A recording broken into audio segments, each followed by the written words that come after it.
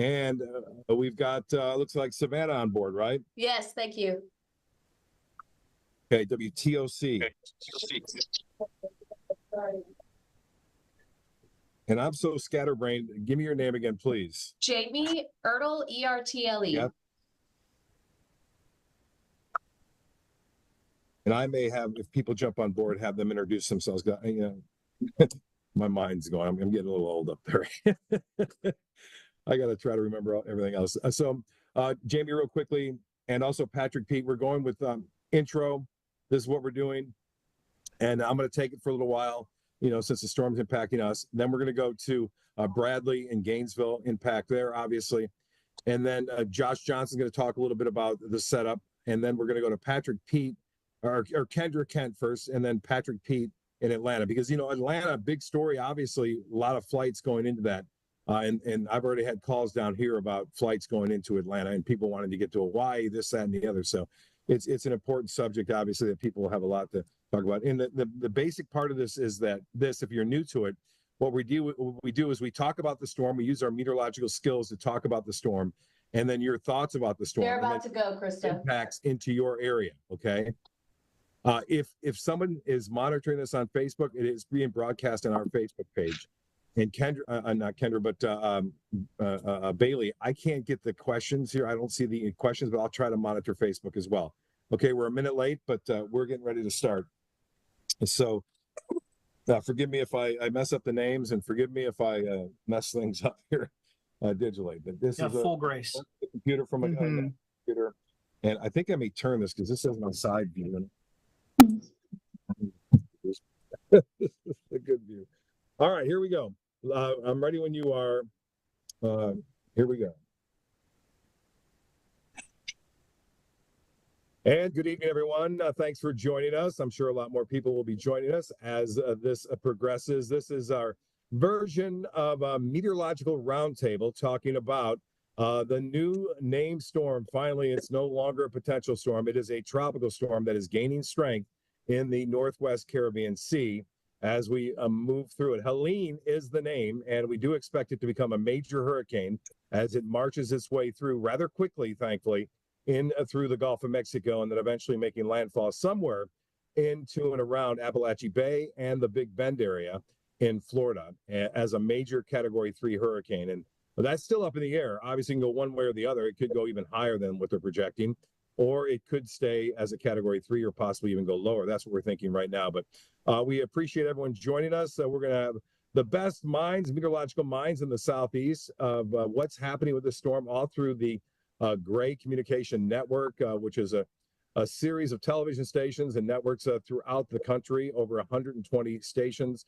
And we're focusing, obviously, on the areas that are going to be impacted by this storm, which is soon to grow, we think, into a major hurricane. So instead of getting information from some of the social media accounts, you know, we're gonna focus our attention here with the expertise of all of our meteorologists here on board. And just to give you an example, and there'll be more jumping on board, and I'll have you introduce yourselves as well. Josh Johnson of WSFA in Montgomery, Alabama. Hi, Josh. And we got Kendra Kent of WHNS in Fox, Carolina. That's Greenville, which is going to be impacted severely. Bradley Benoit in Gainesville, which has, I think, the greatest impact from this storm in your viewing area. And Patrick Pete in Atlanta, which is another huge market with lots of implications with a storm that's moving that fast. We'll talk about that. And Patrick Pete from Atlanta, that's who we're talking with, WANF, and then WTOC, that's in Savannah. That's another one of our affiliates, Jamie Ertle, who spoke with us again. And Channel 10, again, I think you're from around Macon, right? Or Columbia, Georgia, is that right? I think Yolanda's... No, Albany, Georgia. Yeah. Albany, okay, I'm sorry. See, I told you I mess up. I mess up all the time. No, that's okay. Albany, Georgia. Well, Albany, Georgia. Okay. So first off, folks, we're going to go to the latest track and show the folks at home what the latest track is from the National Hurricane Center, which came out just at 8 o'clock tonight. And there's not been a lot of big changes with this advisory, other than the fact that the wind speeds have gone up now to 60 miles an hour, which means that it is organizing. It finally has a center of low pressure. I think that's going to be the main one. It's not going to shift or change or redevelop under another vortice underneath the cloud deck there. But you can see by the satellite imagery, and I think you guys agree that it's looking more and more like a hurricane as opposed to a disorganized potential tropical cyclone. So I think the reconnaissance aircraft indicating that it does have circulation. I'm going to go ahead and play the forecast track and path. This is the latest one now as of 8 o'clock, and you can see all the I have lit up all the different watches and warnings. I think that's important for our viewers to know that we're not just focused on the cone.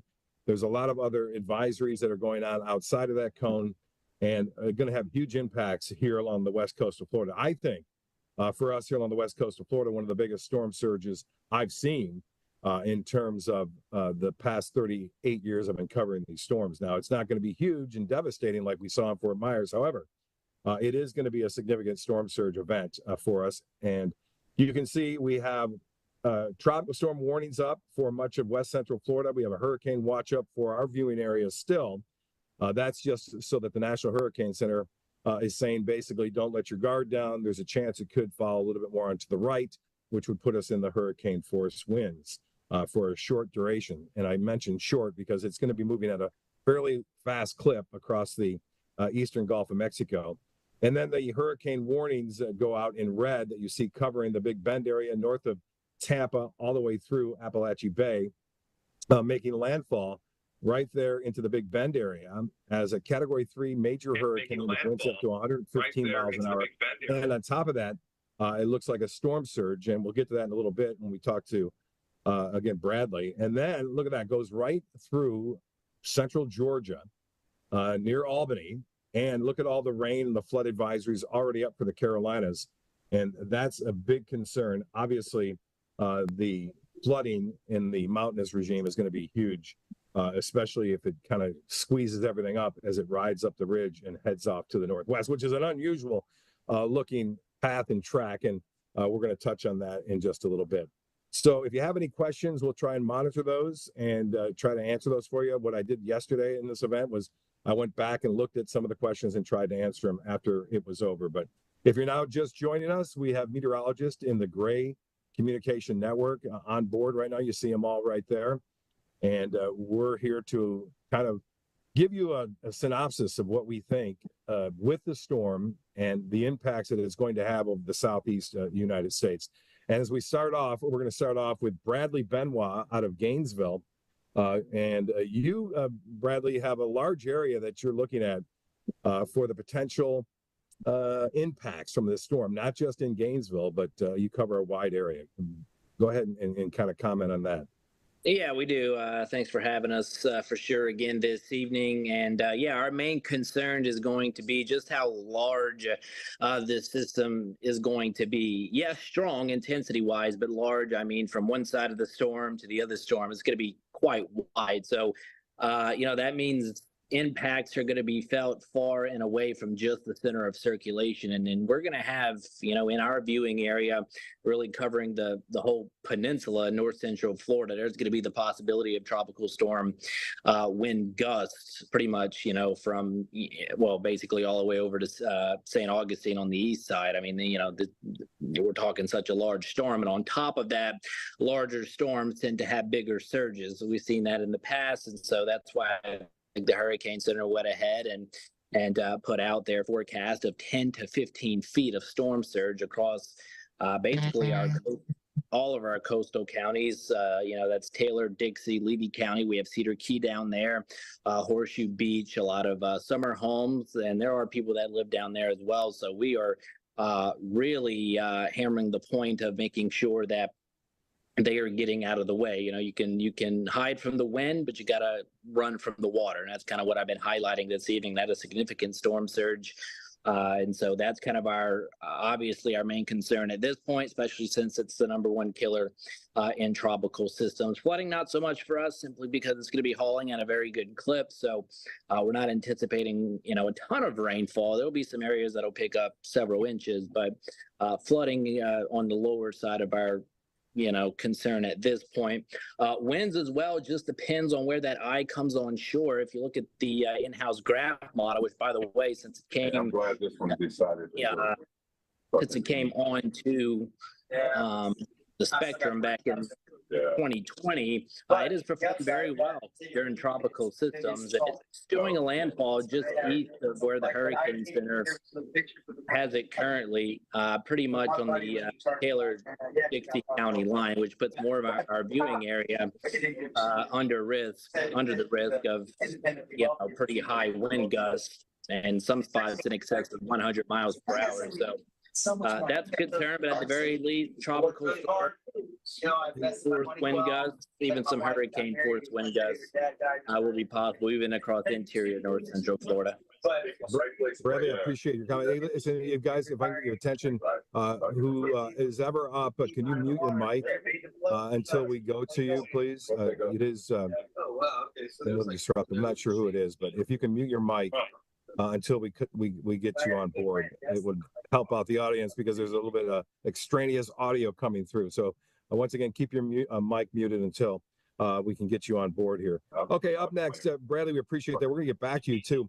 You speak of the rainfall. You know, a lot of people down here are worried because we had such a big rainstorm as Debbie went through, and it produced up to 20 inches of rainfall in some places in such a short period of time, and it caused historic flooding. A lot of people are worried because of the storm, but we rest assured told them it's not going to be a huge rainmaker, but we don't want to say it's not going to be a bad, a terrible rainmaker like we saw with Debbie, but it could be in other places, and that's why we have other folks on board here. Again, if I can get your attention, you turn that. Mute that mic. I can't tell whose mic it is, but anyway. It looks like it's Bruce's mic that is up. Bruce's mic. Okay, let me see if I can find it. Bruce, there it is. Bruce iPhone. Okay, and let me see. I don't know how to. I don't know how to stop his mic. I'm sorry. Maybe Bailey, you can come in here and help me out with that. I'm at. When I first bought my house. Oh, I think I might have found it. No, maybe not. Anyway, we'll try to get through this. 800. Bailey, can you hear me? Yeah, in every way. Can you come in here and try to mute this mic, please, on the Zoom call? I know. 12-4. My friend across the river. On another person's mic. You know how to run Zoom? There you go. Hold on a second, you guys. You guys can okay. Let's stop. I think Bruce is done there. Let's talk with now Josh Johnson of WSFA in Montgomery, Alabama. Josh, there you are. We're talking about this storm in different locations, but give me your perspective on this storm in particular and what's been going on down in the Northwest Caribbean, if you can. Well, I think there's we're at kind of a critical juncture in this where this is a large storm that structurally has taken a little extra time to get organized. And the slower that process happens, the shorter of a runway that we have for it to rapidly intensify. So I think that's going to be critical. In the next 12 hours or so, do we see that structural kind of alignment start to happen? Because otherwise, this is a pristine environment for hurricanes, right? So if it can get structurally a little better organized, I think there's a pretty pristine environment for some rapid intensification. The other thing I would agree with what Bradley said, this is a massive storm. Already you can see those spiral bands go down halfway across the Caribbean Sea to the south, and then the cloud elements from that northern spiral band are already over the Florida Keys and Miami. So once this does start to get its act together, I think it's going to be a very large hurricane, very strong hurricane. Saving grace, it's moving really fast. This will be moving, particularly as it approaches the Big Bend. You're talking about a northward storm motion, 10 to 18 miles an hour, maybe more. That will allow that means it's going to eventually run out of time, because I do think once we get to Wednesday and Wednesday night, this is going to really start to strengthen considerably. In Alabama and the Florida Panhandle, we're on the western side of it. So that means that this is the relatively clean side, but we're anticipating some heavy rain, particularly in our eastern counties from around Auburn, southward to Dothan. And of course, in Alabama, there's a football game of interest this weekend. The Georgia Bulldogs are playing at Alabama, which in the state of Alabama, there's religion and college football, and I'm not sure which one is more important. So the fast motion also means this is way out of the deep south before all of the high school and college football games, which that's 75% of the questions I'm getting on social media right now are about football. So welcome to Alabama, right? Great to be with you. So for us, it's more of a glancing blow. I think east of Montgomery, we get some really heavy rain. In our western counties that we serve, it may not rain at all. So we're kind of in a strange communication place where we have to communicate a very wide range of outcomes. In the western counties, it's sunny. In the eastern counties, there's tropical storm force winds and flooding. So that's been the challenge for us is communicating that it's not one size fits all for everyone who consumes our weather products, whether they're on our television station or on the app or here on Facebook. So that's been the challenge for us. I will say, I think, the Hurricane Center has this as a Category 3 storm. I think if it gets its act together structurally tonight, then I think it could go even higher in than that. This is, I think, going to be a really, really tough hurricane, especially in that Big Bend of Florida. Josh, I think those points are all excellent. The size of the storm, I just noticed it. I didn't even look at that, but it does. The outflow boundary and banding is already up to the Keys of Florida and stretching all the way down into the central. I just measured it with a distance measuring device, and it goes over 500 miles if you just think about how wide that is already, and it's still just a 60-mile-an-hour storm. So this is something to watch. I think it may be unprecedented. Thankfully, it is going to be moving fast, like you said, and so people at home are watching this or wherever you may be watching this, that is a saving grace of it, the fact that it is moving so fast. But unfortunately, that fast movement is also going to mean that it's going to maintain a lot of those strong winds. And we're going to go to our next station that could be impacted by this. And first off, Yolanda, you joined us, and you are in Albany. And I got to tell you, I'm looking at the forecast track, and I've got the graphic stopped right on Albany, and you're right over the center. Now, I know we don't focus on the center line, but it looks like it's right over the top of you, and it's going to keep up with some pretty good winds there as well. What are you thinking, and what are your thoughts on that?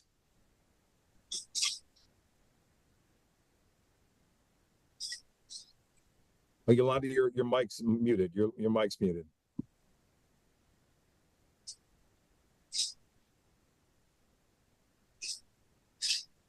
I don't think I have control of that either. Yolanda, your mic is still muted. I don't know if you can hear us, but okay. So Yolanda, once we get your mic unmuted, we'll go ahead and come back to you. I want to go to Patrick P, who's a little north of you. Patrick, if you're still on with WANF out of Atlanta, obviously the hub of a lot of airlines and aircraft, and we'll get to you in a minute, Kendra, but a lot of airlines going through Atlanta, and be a lot of delays, I would think. Well, what are your thoughts about what's going on in Atlanta? Yeah, it's going to be an interesting storm for us. We actually have a boundary that's going to be moving through the area tomorrow, a cold front, and that is going to bring us the chance for some rain and storms as early as tomorrow. And PWATs with that are over 2 inches, and so we are looking at getting a decent amount of rainfall from this system. North Georgia is under at least some type of drought across all of our viewing areas, so rain is useful. A lot of rain in 36 to 48 hours, not really the best scenario for us. We had a very dry stretch that was pretty much following a very, very wet stretch where we picked up essentially something like 14 inches of rain in the month of July, and then we just got dry. So unfortunately, it appears that we're going to get months worth of rain in a very small window. The boundary moving through the area, bringing us rain and storms tomorrow, and then this moisture lifting northward, essentially interacting with that boundary. And then, of course, all of Helene moving into the area, bringing more tropical rain, downpours. It's going to be a very soggy situation for us. The rain totals are looking very aggressive. And then we have to deal with this wind because, as everyone has been alluding to, this storm is going to be moving fast. So it's going to maintain a lot of its energy as it's lifting northward. So we fully expect to have tropical storm force sustained winds in our area. That doesn't happen often, but it has happened before. And whenever we look at what those scenarios looked like, it ended up being hundreds of thousands of people without power. It ended up being trees down everywhere. So our whole communication with our viewers and our audience right now is think back 4 years ago, similar situation. Obviously, every storm is different, but the potential to have sustained winds of 40 to 50 miles per hour, maybe gusting as high as 60, maybe 60 plus in some places in our far extreme eastern part of our viewing area, also dependent on track. It's making sure that our viewers are fully aware of what the potential of this storm is and how that could impact the rest of our work week. So the rain is going to be crucial to us. Living in North Georgia, when it rains, the grounds get saturated. It doesn't take much for trees to come down. So we are trying to prepare our viewers for what that looks like. We have a lot of areas where we get flooding when it rains, a lot of streets that get flooded. And then obviously Atlanta is the travel hub of our country. And just in our newsroom alone, the conversations have been, our main anchor's husband is flying away for work. He's a travel nurse and he's coming back into town. So that's a question. I have an anchor who's trying to go to her daughter's volleyball game. It's forward of mind. And everyone knows that when it rains and it pours and there's storms around, you get delays at Hartsville-Jackson, and Hartsville-Jackson delays everywhere. So we expect there to be some impacts. Once again, a lot of this is going to become a little bit clearer once we get this system past the Yucatan, gets into the Gulf of Mexico. It continues its intensification process, and then we get a better handle on which track it's going to take. That cone of uncertainty, we always make sure that our viewers know that cone of uncertainty, the center line is just the center line. It can go anywhere. It can take either extreme of that cone. And obviously for us, the more west track that it takes, the bigger, the worse the impacts for us. And already just looking at a lot of the guidance and a lot of the different ensemble members, it's looking like it's going to be a wet and a very windy situation for us. Thank you, Patrick. That was great. Yeah, because, not a lot of people know that Atlanta is not often seen a tropical storm, right? I mean, move in with that kind of wind speed. And I think that's going to be a big surprise to a lot of people there. And by the way, I drove through that rain in July coming back down from Tennessee. And I got to tell you, that was the worst storm I've ever seen. And that was after 4th of July. And I got to tell you, there were flood warnings. I'm looking at my ABC7 First Alert weather app. I'm getting beep, beep, beeps, flood warning. It's right on the I-75. And there's so much is going to be disruptive as far as travel goes in Atlanta. Now, up the road from there, and by the way, I'm showing on the graphic right here, rainfall total accumulations of the Euro model, and it puts a bullseye right over Atlanta, plus 9 inches. So I moved it up now, and I moved it up into the Carolinas. And our next guest and meteorologist is on board, Kendra Kent from WHNS in Fox, Carolina, Greenville area. I got to tell you, you look just as heavy there as far as rainfall goes. This is going to be a big rain event for you guys. And we know flooding, not just storm surge, but flooding can cause lots of deaths and also lots of problems as well. Kendra? Yeah, no, absolutely. And we're definitely going to be on the nasty side of the storm if we keep that center track as it looks right now. And just shout out to Josh Johnson. I'm getting the same thing about the Clemson game on Saturday, and I'm glad it'll at least be out of our hair by then. And I'm going to steal your remark about the shorter runway. I think that's a really good way to explain it to people as it's taken its time getting going. And to Patrick's point, yeah, we've got this really complicated weather pattern. I mean, we have active severe thunderstorm warnings right now. That's why I keep looking over at my screen, monitoring. I mean, it's already started here. And it kind of boggles the mind that we're going to get even more tropical moisture tomorrow feeding into this front.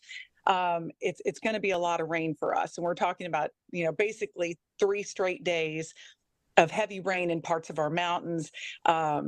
This area is highly wooded, a lot of trees, and with the winds expected to be like they are Friday morning, I expect there to be a bunch of trees down, and potentially we'll end up with a landslide, mudslide risk in the mountains.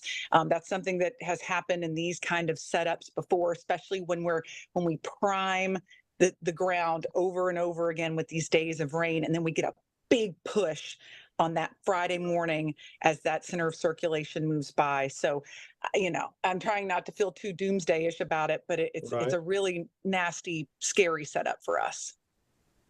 Yeah, I mean, you think about the different aspects of it, right? I mean, you guys are dealing with severe storms. You're going to have tornadoes, possibly, as you said, the mudslides or rock slides, and on top of that, 10 inches of rain, not out of the question. And it's a different story for you there because it comes rolling down the mountains, right? Mhm. Here, we're flat. We don't have any mountains here.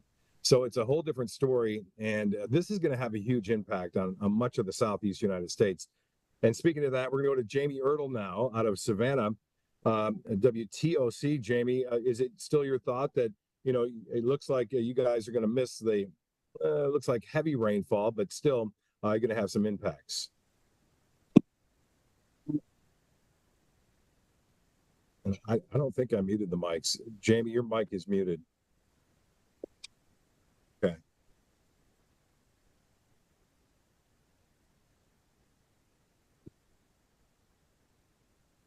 See if I can fix this here. Hold on a second, you guys. New technology, doing some new things. I am going to go ahead and have our audio guy come in here. And Bailey, if you can hear me, and Tyler is still around. Come on in. Okay, is it on my end, or it says her mic is muted, but I don't know. And Patrick Pete's mic is muted. Bradley's mic is muted. And Josh Johnson's mic is muted. So I think it's a function on your Zoom call there, Jamie. I'm not sure. Josh, can you go ahead and unmute your mic just to see? Hey, Yep, test, okay. test. Okay, yep, we got it. So Jamie, if you can't hear us, your mic, at least the icon shows it muted. So I don't know if you can get that off or not. All right, can you hear me now? Yes. Okay. Yes. Okay, cool. Yeah. All right. So, yes, this is not a big rain event for Savannah and our surrounding communities. However, with bands of rain that's going to dump, maybe an inch at a time with a band that comes in, Savannah floods regularly with afternoon thunderstorms. So that is a possibility, but that's more of an urban flood event. And so this is not going to be widespread like Debbie. Debbie dumped 10 to 14 inches of rain across the coastal empire and low country. Then the rivers rose. They crested, almost reaching historic levels, the Ogeechee specifically. And so actually Richmond Hill, which is just south of Savannah, a lot of people asking me about that, the city actually said, hey, we will offer sandbags, but I don't think that that's necessary at all. The rivers are on a very low end scale, and we aren't expecting them to rise to near historic levels as they did last the tropical system that made its way through. With that being said, this is more a wind event for us. With the 5 o'clock advisory, it really helped us really narrow down those specific wind, and it's a broad spectrum because with the width of this storm, I think, you could correct me, the diameter of it or the radius is at least 300 miles wide. Oh, yeah. And so we have to start pinpointing how much wind is going to be along I-95, closer to the center of circulation, and then along the coast. There's no friction along the coast. So I have to tell people, if you could see sand, those winds will be 50 to 60, but closer to Savannah, we're thinking 35 to 45, but then closer to the storm, including Vidalia, Statesboro, Metter, even Montgomery County, which is almost close to Macon. That's where we could see those 50 to 60 mile per hour wind gusts. So it's very segmented as far as forecasting for our area because of the ocean and because a lot of our counties are going to be very close to that center circulation as it kind of makes its way up I-75. Okay, I think you bring up a good point there. Obviously, are you under watches or Yes. advisories? Yes, we are under tropical storm watch. And a lot of people in the low country, that's Beaufort and Hilton Head and Jasper and Bluffton, one of the largest growing cities in the Southeast, just to say. So we have a lot of new people in Bluffton. They're like, hey, well, we're not under this tropical storm watch. Do we have to be worried? Yes, I just think that the National Hurricane Center, maybe in this next advisory, would kind of expand that watch. Right, because of the enormity of the storm. And you're right, over 300 miles. Last I measured, I think it was 377 miles. That's a huge storm. And I want to get the perspective of Yolanda. Yolanda, can you hear us again? Yes. Can you hear me? Good deal. Okay. Yes, I can hear you. I got the symbols set, and we don't focus on the center line, right? And we talked to you before when we were dealing with Debbie. This is a totally different storm, and I want people to realize that You may say you've been through a storm and you can kind of compare it to another storm. It's difficult to do that because this is going to be a totally different storm than what we saw with Debbie. Can you talk about what you're under as far as advisories go and what you're thinking there in Albany? Well, as of the 5 p.m. advisory, they issued a tropical storm watch, also a hurricane watch, specifically for those counties along the Georgia-Florida line. Of course, North Florida, which includes Tallahassee, is under a hurricane warning right now. Actually, all of the Florida Big Bend under a hurricane warning. What is concerning to us is the fact that the large size of the storm and also the intensity of the storm as it makes landfall. Also, the fast movement of the storm is going to bring widespread impacts to our area. And unfortunately, the bulk of those will come after the sun goes down, late evening on into the overnight hours. So, I don't care how much you tell people to, stay inside, don't venture out. You've got those who say, hey, I've got to go to the store or whatever. I'm just afraid that we will end up with areas of flash flooding, likely to have, people getting stuck in water, having to be rescued.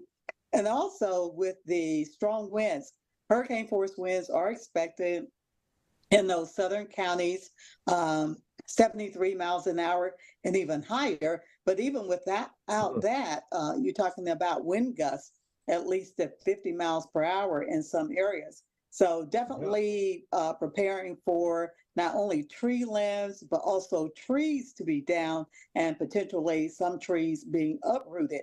Of course, we know what happens, those fall on power lines.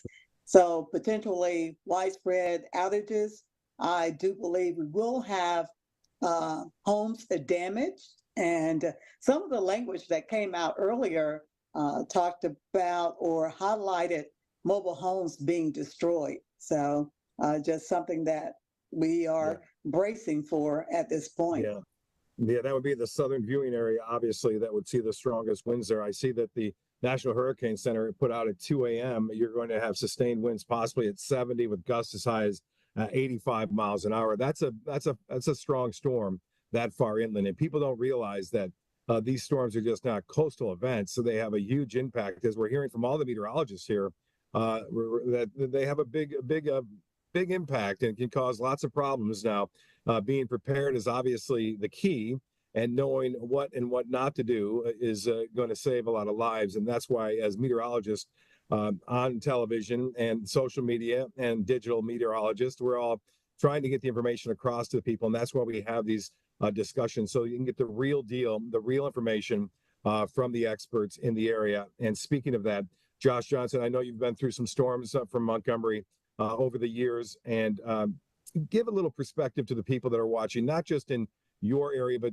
overall, the impact of these storms and how you have to take them seriously. Even though we're not blowing it out of proportion, we're giving the people the information they need to make proper decisions when it comes to these storms. Right. Yeah. And so particularly in the coastal areas and in some of Yolanda's area, some of even Atlanta, closer to the direct path, the decisions that people make in the days leading up to this, the hours leading up to this, will be the difference between, in some extreme cases, life and death.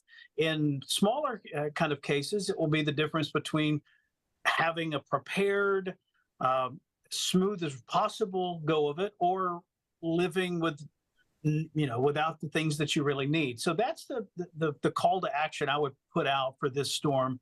Is I think this is going to be a prolific wind producer. And Bob, as you mentioned, and some of the others mentioned, it's moving inland so fast. We saw this with Zeta. We saw this with Hurricane Katrina. I worked that storm in Mississippi. When a hurricane's moving inland at 20 miles an hour, it doesn't have as much time to weaken. It will weaken. It just doesn't happen as quickly. And that allows a lot of that strong wind to go inland. So if you're in the path of this, imagine, what would I do if I had no electricity for 3 days? Am I ready for that? What would I do without access to my pharmacy? Let's say I'm on important medications. Do I have am I on oxygen? Do I have a relative who's on oxygen? What are any health challenges that members of my family have? Things like that. We get so wound up sometimes in path and strength and rainfall totals. For those of you watching this at home, you just need to kind of close your eyes, declutter for a moment and say, okay, what do I need to get through a 48-hour power outage or 72-hour power outage? What are my specific needs? How can I address those quickly? Because that's the other thing. This thing's moving quick. It's Tuesday night. By this time, Thursday night, it's on shore and it's on top of you. And, what we say a lot during our tornado coverage is when the roof flies off is not the time to make a plan. The time to make a plan is way before that. So that's why we're doing this Brady Bunch of weather chat with you tonight. We don't want to scare you. We don't want to hype it. Right. We just want you to be prepared, be ready, think about your specific needs, make a specific plan for you, and you'll be just fine. Good point, Patrick, Pete. I know that we're all busy here, obviously, and every one of us making graphics, knowing we got to take care of digital, and that's why we're doing this as a group. On top of that, we've got Kendra. Kent, I know that you're monitoring the situation for flooding. The first folks that are going to be impacted, obviously, are us here along the west coast of Florida. And to our viewers, we're going to be on top and bottom of each hour throughout the day tomorrow, just keeping the information flowing. And we'll be doing digital on top of that. And I must say, in Atlanta, I got a call today. You speak of calls, Patrick. I got a call. I've got my kids. They're flying to Atlanta, then they're flying to Hawaii. Are they going to make it? I said, well, when does their plane land? Well, they said it flies from Fort Lauderdale to Atlanta. I said, look out. You're going to have some troubles. You never know. Things shift. I had another couple that called me up and said, hey, I've got a wedding. I've got to fly out of Sarasota at a certain time. And I said, on Thursday? He said, yeah, Thursday. You're not going to make it.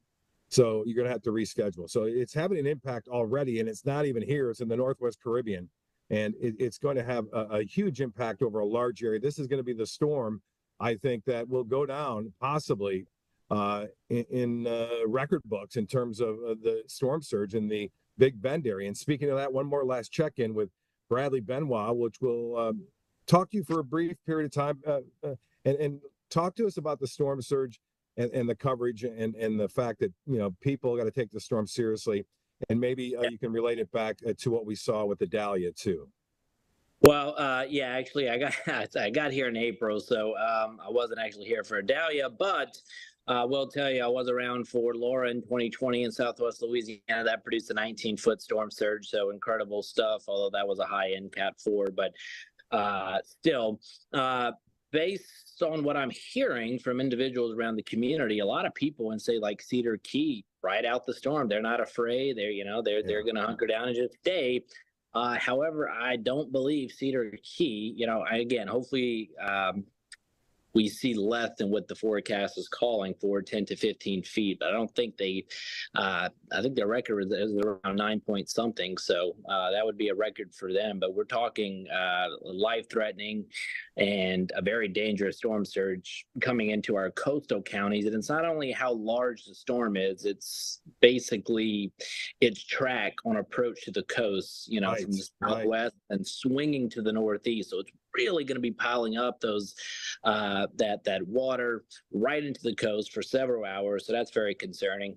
And then if you have high tide as well. So 10 to 15 feet is very, very significant. It's dangerous. And basically all evening long, I have been telling people to heed the warnings and get out, get away from the water.